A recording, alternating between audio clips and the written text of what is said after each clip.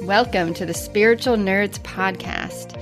We are three friends who are passionate about spirituality, metaphysics, and the journey of awakening. Every week we'll be having heart-led and spirit-filled conversations on topics that interest us. And it is our deepest intention that this podcast serve to open an authentic, vulnerable, and fun space where we can be ourselves, share our stories, and in doing so, it may inspire and support you on your own awakening journey.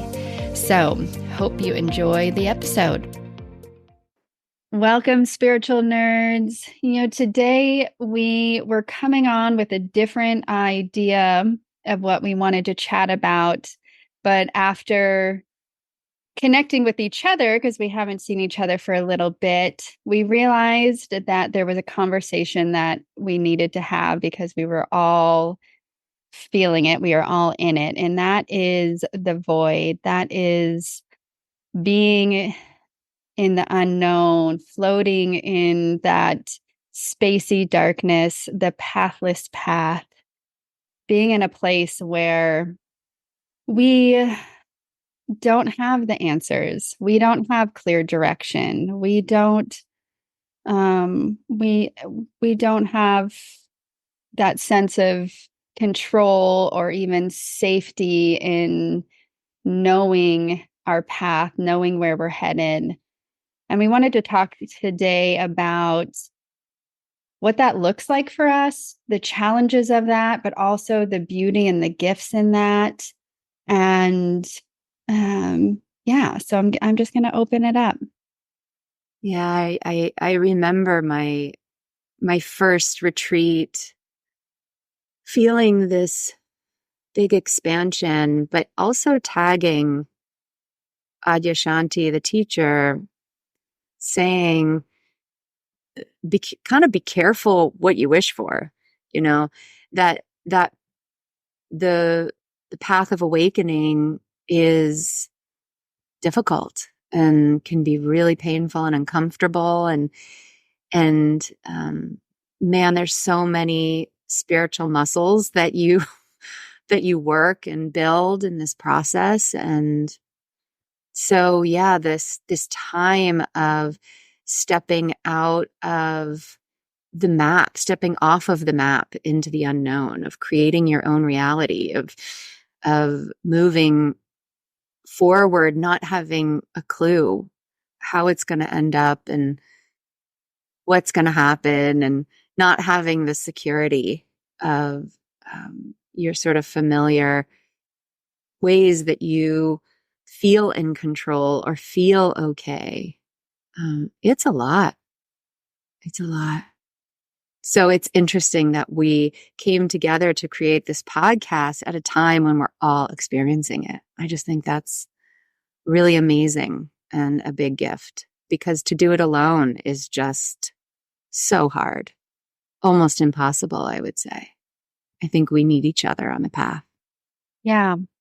And I think, before we hit record, you said something, Ashley, that really stood out to me, that when we think of this path of awakening, a lot of the messaging that comes with that is like living in joy, living in bliss, living in this like sort of ideal, all light, love reality. And the truth of it, the path of awakening is all of it. And when we are in this space of being in the unknown, in the void, I think that is a place where so much of the growth happens in our own awakening, where we really get face to face with all the things that are really uncomfortable. We see the aspects of ourselves that get triggered and have the healing to do. And it's not this path of awakening. It is not all just, there is a part of it that's follow what lights you up, follow your passion, follow the things that create joy. And there's this whole other side of, you get to really confront the pieces that are in your way from that. And boy, when we're in the void, when we're in that abyss of the unknown, it's just popping out at you in every direction. All of the pieces that are really challenging to look at, that are a part for me, for my personal experience. It brings up a lot of the parts of me that are hard to look at.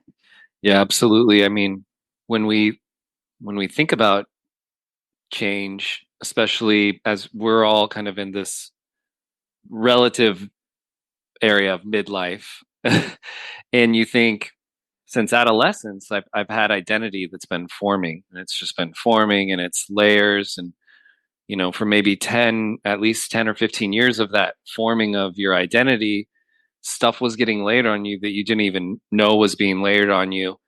And then you're living in the world, and you're reacting, and you're creating systems of safety and of ways to navigate, and doing what you think is right. And at some point, when you look at where you are and you decide that it's not really working anymore, the system, you have to think, okay, so what does it look and feel like to dismantle 20 plus 30 plus years of who I was? And from personal experience, it looks messy. It looks very messy. And to your point, Shayna, about, looking at patterns in your life and ways of relating and things that you're doing. I mean, when you slow it way down and you get to that place where you're trying to not be who you were and trying to be a new person, you're really confronted with like so much shadow work, stuff that you haven't looked at, stuff that you realize you're doing that you weren't doing. A little. We were thinking earlier about doing a podcast on codependency or on being people pleasers, and that might still happen somewhere down the line. But I mean, that was a huge part of a spiritual transformation for me. It was just recognizing unconscious patterns of reacting to other people, to the world, and so much of it was fear driven. And there's something totally understandable about that. And then it's kind of weird because when you start doing the spiritual transformation and you step into this void of like, I'm slowing everything down and I'm trying to dismantle my personality and put it back together, one of the last pieces to leave you is that fear piece of just like, are you sure you want to leave you behind? Are you sure you want to step off into this new path? Because we've kept you safe for like however many years. And it's just like sitting in that space of transformation and really acknowledging that there's fear and there's excitement, and they live right next to each other, and they're going to toggle back and forth the whole time once you step off of a normal or what your trajectory is, and you start moving into uncharted territory. And I'm glad we are giving voice to the fact that it's not a rainbow emoji with a unicorn when you start having an enlightening moment. It is that, and it's more, because we are such beautifully complex and, you know, dynamic beings. And when you start changing things up in the machinery of the mind, it really gets upset. And it's really when you have to dip back into the soul, into the heart, and trust that even though things are dark, it doesn't mean that you're lost. Yeah. Yeah. That made me think about the idea of, this always really touched me, this idea of like, it's kind of our birthright. It's everybody's birthright to just, and really the point of being here is to be yourself. And this path of awakening is simply coming back home to your true nature, which, yeah, it lives in the mystery and the unknown. There is the reality of our existence is that we don't have control. The reality of our existence is there's no right or wrong. There's no judgment. And so kind of letting go or passing through and experiencing those layers of judgment and fear and control and perceived control and all the aspects of the identity and the ego is all for the purpose of coming back home to my true nature in this moment. And this is why I love silence and retreat and meditation, is because I can tap into that. And that's my guiding light. That's my North Star. But nobody is going to come around and be like, yes, you are, but just from my spontaneous creation of self in each moment. That's mine.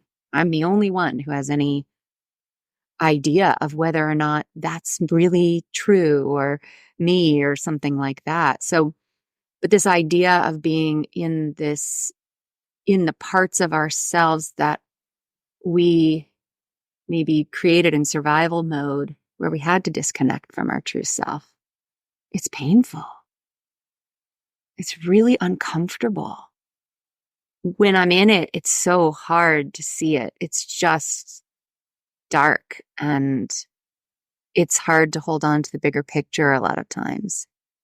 If I trust it and I really, this would be the thing, is like, if I really can bring in that awareness in the darkness, in the discomfort, in the pain, I can bring that awareness, that kind of non-judgmental noticing. I can be awake inside of it. It is absolutely massively intelligent. It's working things through that you're just like, oh my gosh, that's amazing. Yes, I want to see that, because I don't want to keep acting unconsciously in that way. I don't want to keep it going in that way. So, yeah, I think the hardest parts of these paths are the most impactful. Yeah.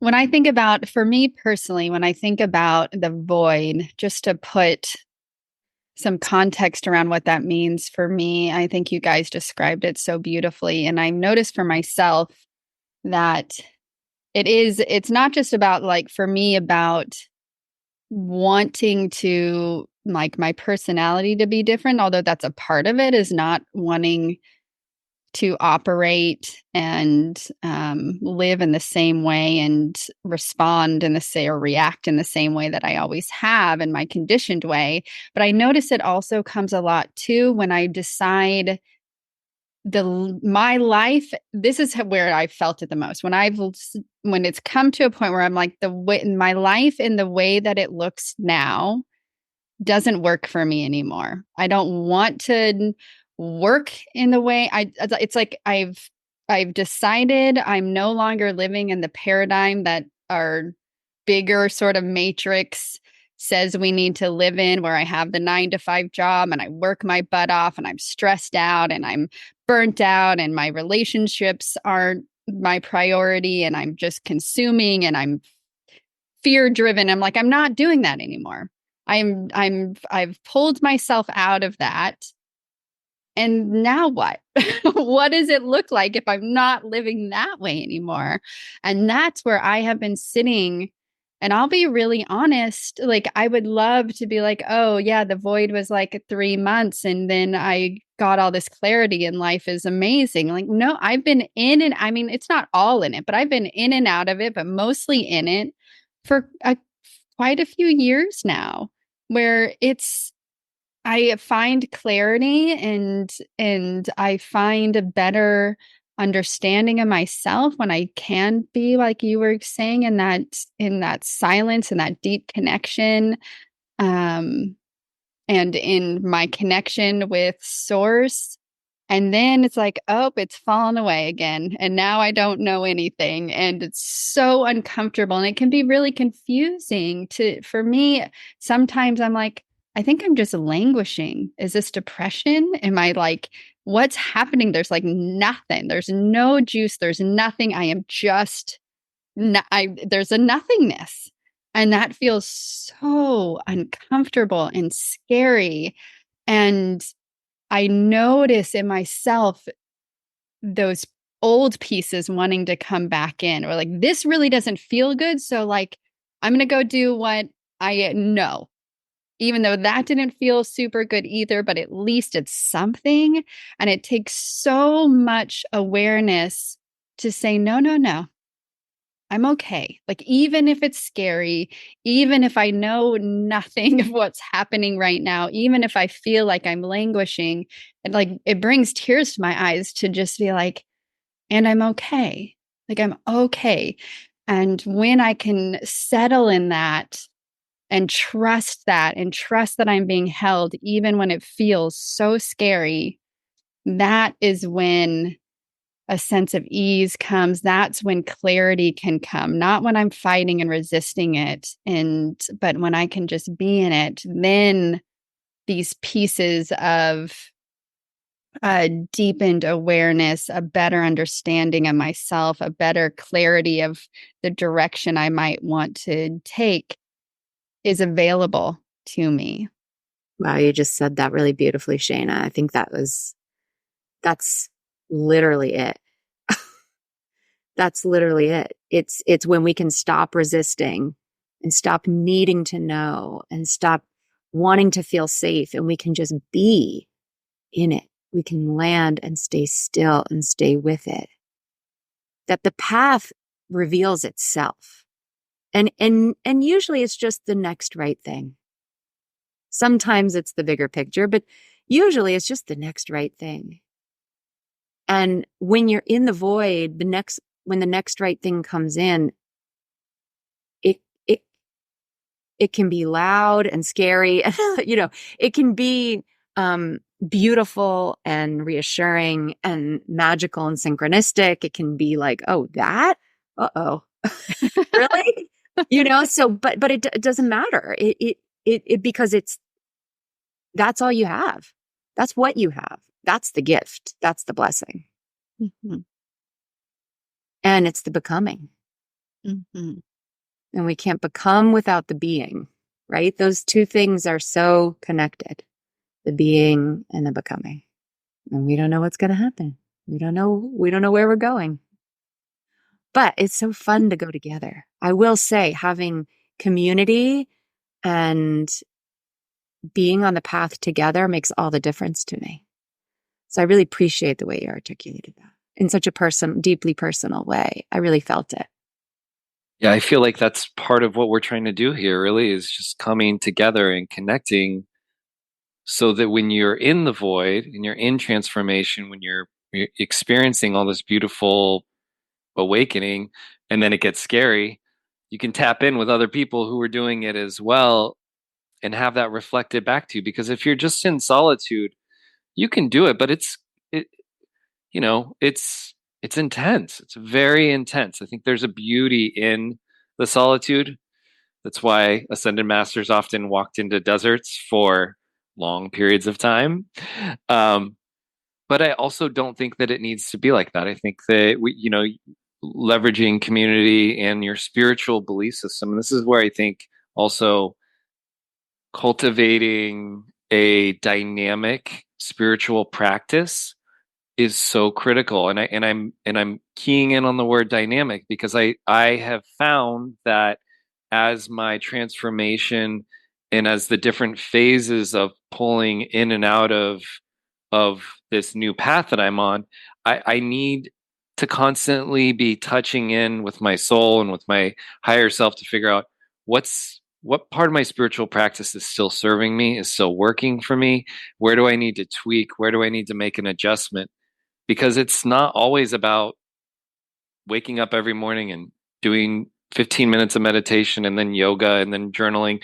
Like, it has to be a living, breathing thing because the changes that we're going through are incredibly dynamic and we are dynamic. And so all of it needs to be working in conjunction. And when you can tap in with community, you can get resource from each other, tips, ideas.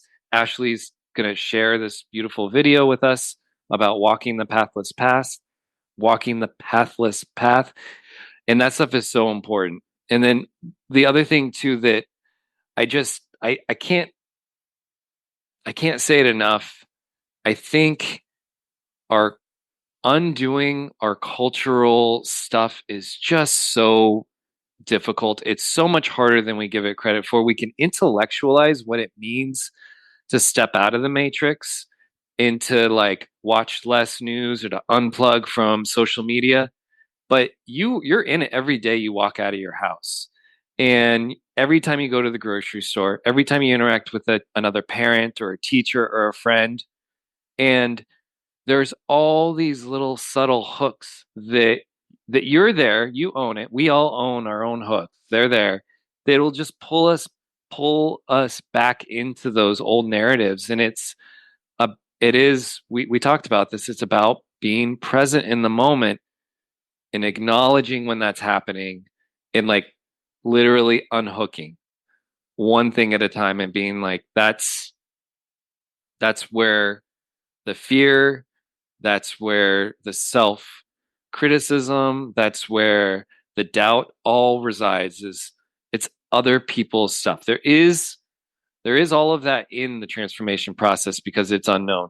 But then there are these broader, louder, aggressive narratives that are just there to keep us in line. And so it's important to just slow down a little bit when you're in the transformation process and acknowledge when those hooks are happening. And again, that's another reason why community and listening to a podcast like this or having conversations with your friends that are like this so that you can get that reflected back to you and feel sane.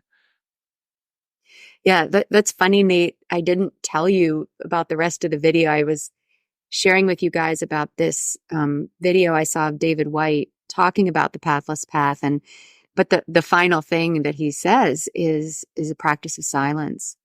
And because if the mind is, you know, when you get into the void, the mind just can go nuts. And, that's where the community comes in, but also the silence comes in, and really practicing being in your center. What keeps coming to me lately is the I am presence, the I am presence, the I am presence. And you know what? There's not a lot of words in there. It's just quiet.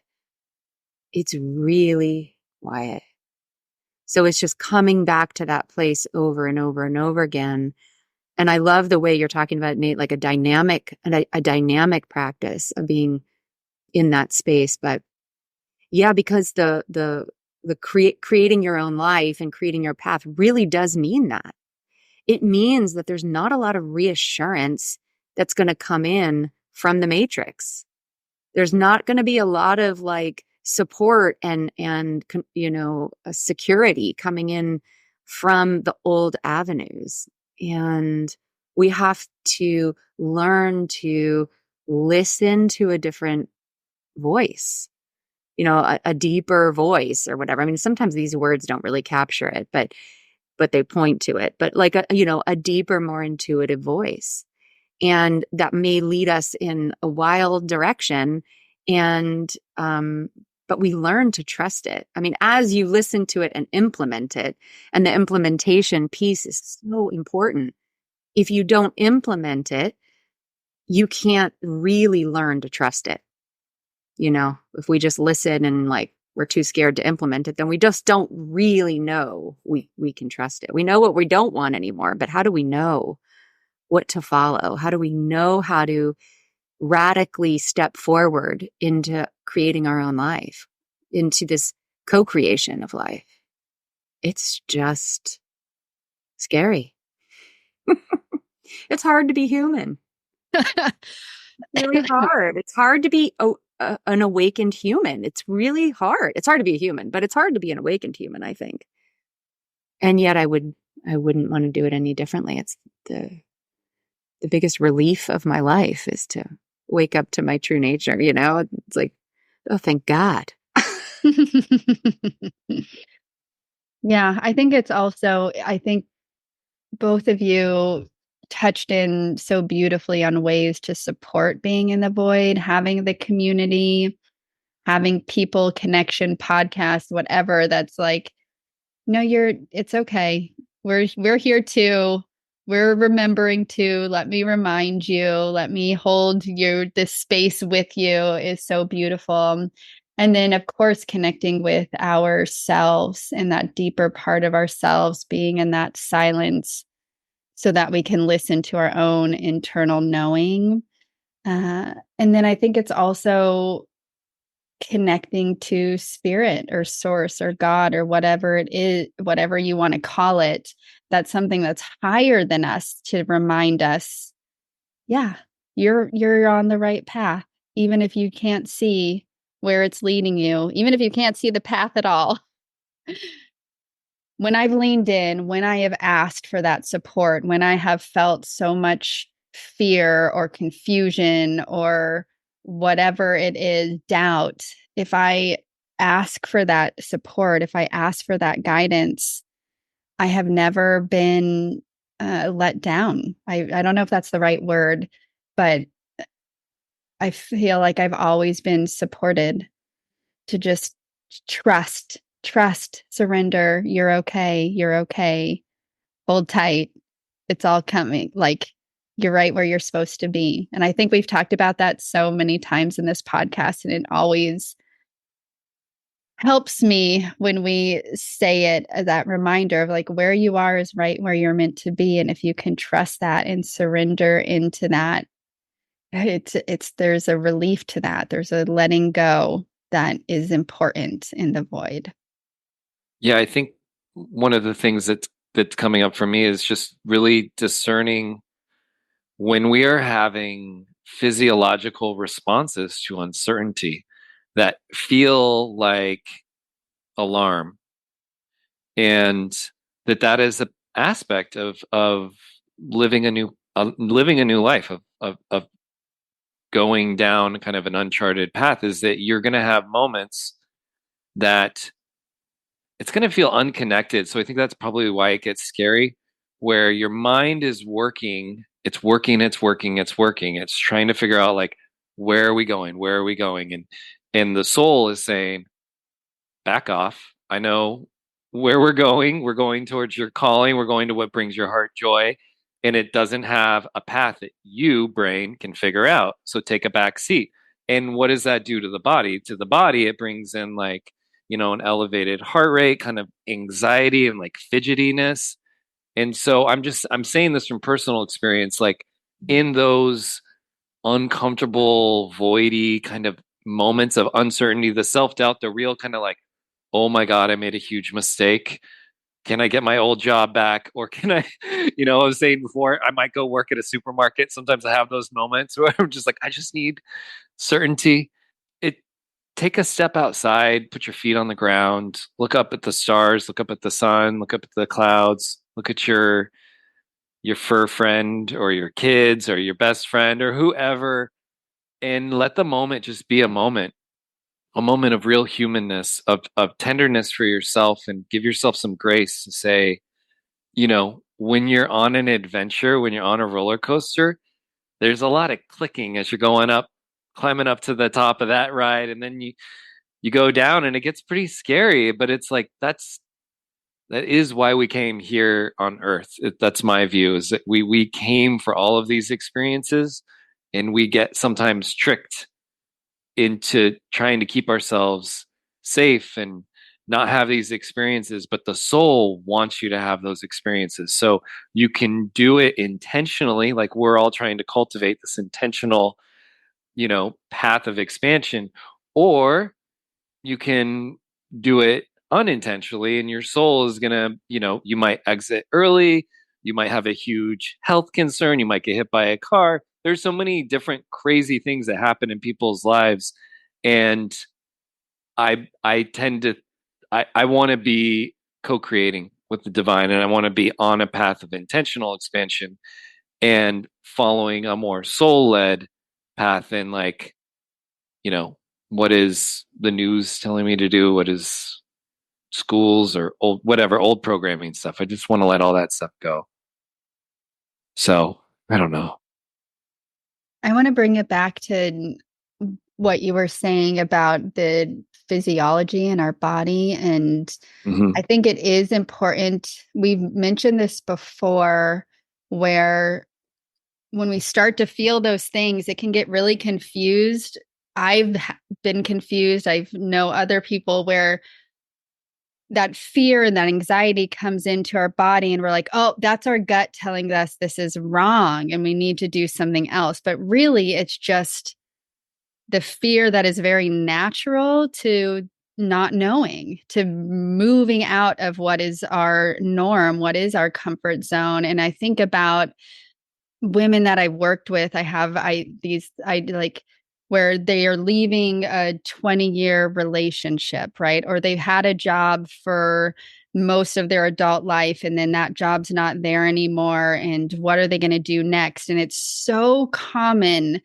to get so uncomfortable in the not knowing that you want to turn back to the thing that you know wasn't right, right? Like, I'm not in this relationship anymore, but maybe I should go back. I don't actually miss the person. I don't actually even like the person that much, but at least the person I know and this that I don't know, this sort of darkness and pathless past is so scary. I'd rather turn back towards the thing that I know is not right. And it takes such an amount of real fortitude and awareness and intentionality to and courage to not veer back. I think it's so normal to want to go back to what we know and to not do it and to allow ourselves to be in this unknown place.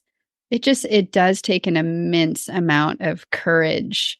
And so I guess I just wanted to speak to that. And our body could be screaming at us like, this is not comfortable. I hate this. I'm scared and I'm anxious and I want to feel okay. So I'm going to do the thing that I know felt okay before, even though that just brings up a lot of other uncomfortable feelings.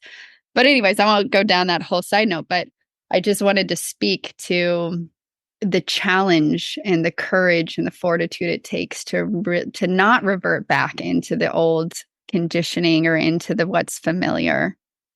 Yeah, I totally agree. I was talking before we got on today about the cocoon metaphor, like there's the caterpillar in the cocoon. It's really uncomfortable. The process of change is really uncomfortable. And if we can learn to tolerate that discomfort, it takes a lot of courage and a lot of humility and a lot of, I don't know if I want to say dedication, but commitment to stay with discomfort in that way. And I want to make a little plug for, sort of the therapeutic or psychological aspect of that, which is often whatever we find ourselves in those emotional states is often our trauma or our early life experiences or our patterns. And if we really pay attention, if we get it, because what you're saying, Shayna, is like, we want to like get out of it. It's like an alarm goes off. We're like, this isn't right. This doesn't feel good. I've got to get back to feeling good. How can I do that? But if we can stay with it and start to really be in it and get in the center of it, like you were saying before, just get in the center of it and look around, it will reveal itself to you. It's most likely some pattern or some experience or something that got disconnected, that got disavowed at some point in your life that needs your attention. It needs to reconnect. It needs to come back into the body in order to be experienced so that it can be integrated. And so I'm always amazed. I'm always amazed at that process in myself. It's so easy for me to do with other people. Other people can show up being like, it's horrible. And I'm like, no, it's fantastic. Look where we are. We're back in this process and it's amazing, right? But in myself, I will have that first reaction of like, uh-oh, no, this doesn't feel good. There's something wrong. I got to get out of this. And if I can just have that consciousness, I've just really lately been feeling like consciousness is everything. I can bring my consciousness and stay with it and let it reveal itself to me. I'm like so amazed every single time at the power of healing happening on its own. Healing happening on its own, in stillness, in silence, in the beingness, in the staying with it. It just happens on its own. It's like amazing to me. Shayna, the way that you were describing the that process, that kind of push pull of moving into transformation or release or moving away from something that's painful, and then once the change happens, then you revert back to the old thing. I mean, I'm not saying this to diminish anybody's actual lived experience, but it is very similar to the cycle of violence that happens. It's almost like culture or the matrix. We have a abusive relationship with it, where when we try to leave, it's like, oh no, like it pulls us back in, and we're like, oh, you can do your meditation thing, you can do this, and we'll make it work, but don't change too much. And it's just like it that. And to your point, Ashley, looking at where your triggers are, there's messages in there. There are ways that if you can slow down, you can figure out that that thing is a trigger, that that thing is manipulating you, that that is your mind, that's not your heart, that's not your soul. It's almost like a shorthand would be, if you're in spiritual growth and you're experiencing anxiety or doubt or things coming up and your mind is telling you something, write that stuff down and then say, this is complete garbage. Because if your mind is giving it to you and it's full of doubt and negative thought, just like love it for a moment. Say, thank you, mind. You've been working with me for so long, but I'm ready to see other people, i.e., my soul, my higher self, my heart, and send that away, because it's not going to get you where you want to be. But it's exposing itself. So there's that moment where when your mind starts doing that game with you, instead of indulging in the fear and going down with the mental part, just take a moment, acknowledge it, and say, there's something important here, because the obstacle is the way. This piece that it thinks is going to get me to not do my change is the piece that I can pull out and examine, and like you said, Ashley, to reintegrate it. So there's just these little ways that we can work with some of this fear and doubt that comes up when we're stepping into the void or transformation.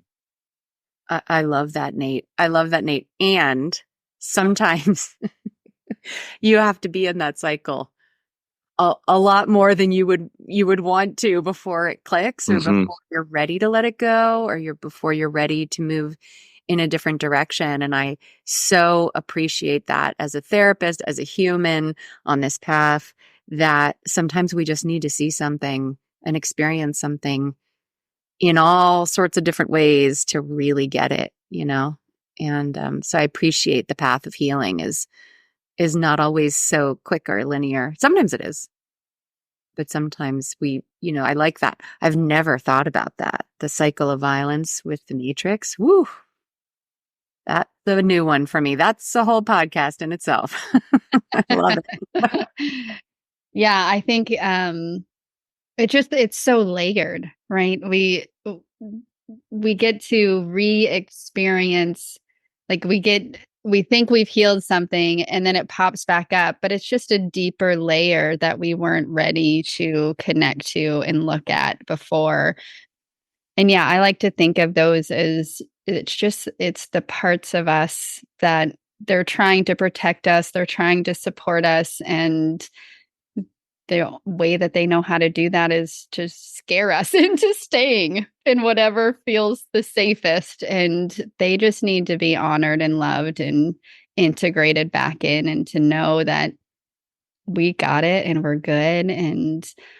But ultimately, what I think like this whole conversation has been about is, as scary as the void is, it truly is the space in which a deepest amount of healing and transformation can happen. If we can stay in it, if we can settle in it and notice all those parts, but don't allow those parts to jump us out, then all those parts are beautiful opportunities. All of the mind chatter, there's beautiful opportunities to look at what needs to be looked at, to look at what needs to be healed so that we can awaken, we can expand, we can become who we really are, or remember. I don't even know if it's about becoming. To me, it's more about remembering and tapping into our deepest nature, our deepest truths.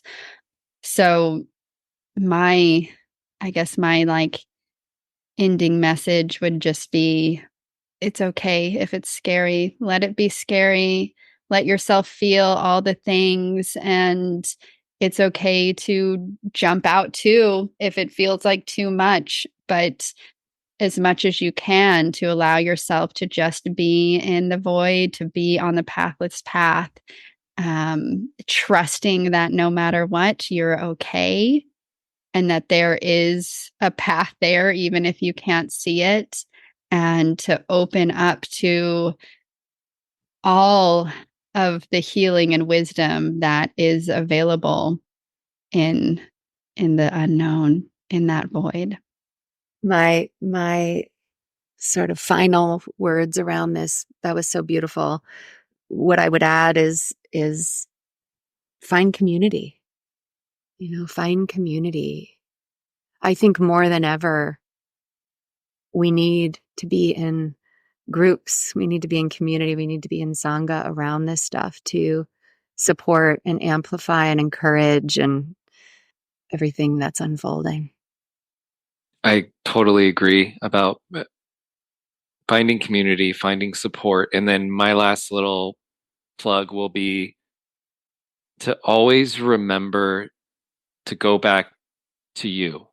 And that even me, Ashley, Shayna, spiritual teachers, Wayne Dyer, whoever, we're all just human beings having our own path, and we're trying to light the way and help others. But ultimately, inside of you have the answers. So use community, use your friends, use spiritual teachers on YouTube as support,